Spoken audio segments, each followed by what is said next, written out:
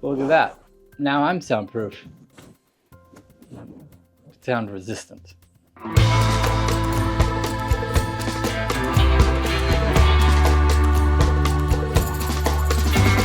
Hello there.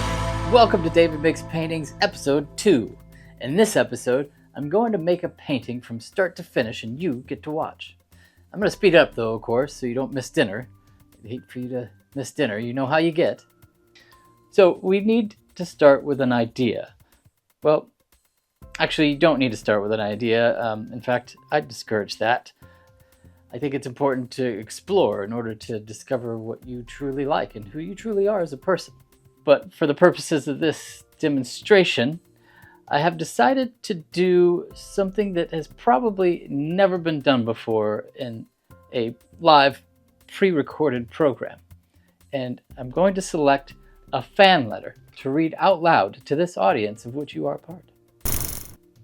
Again, it will not be read silently. This is, as I remind you, the first time this has ever been done on a live pre-recorded and edited video experience in the history of visual programming. I think. This letter is from Santa Claus, Indiana, and it reads, "Dear David, since watching your first episode, I have been obsessed with your work." Oh, thank you. But I have a simple request. When I was a little girl, I was a huge fan of Flash Gordon. I had Flash Gordon sheets, a Flash Gordon comforter, Flash Gordon wallpaper, and window decals. I had Flash Gordon drinking glasses and table mats. I had Flash Gordon night lights, playing cards, and figurines. I even had a Flash Gordon toothbrush that lit up when I used it. I would often watch Flash Gordon save the universe over and over again while having tea parties with my friends. Not sure why that's in quotes.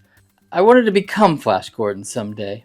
Sadly, I wasn't able to make that happen as I am now 79 years old.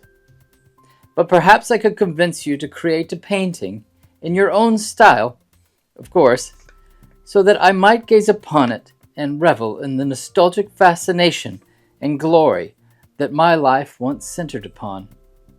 Forever yours, Mirtha Blevins. Wow, what a fantastic letter. Thank you, Mirtha. I love the warmth and charm and lasting inspiration it offers to the entire world. I too am a big fan of Flash Gordon, and I agree to honor your request and the character's legacy in the next portion of this video, so please stick around to see the final result. I have already created a few reference images, just a jumping off point to start with, using an AI service called Midjourney. This will help the mind close off any unwanted outside stimuli and achieve full immersion into the Flash universe world. A world of lasers and outer space exploration, and deadly alien creatures, adventure, and football for some reason, and more lasers. Yep. Look at that. A robot made these.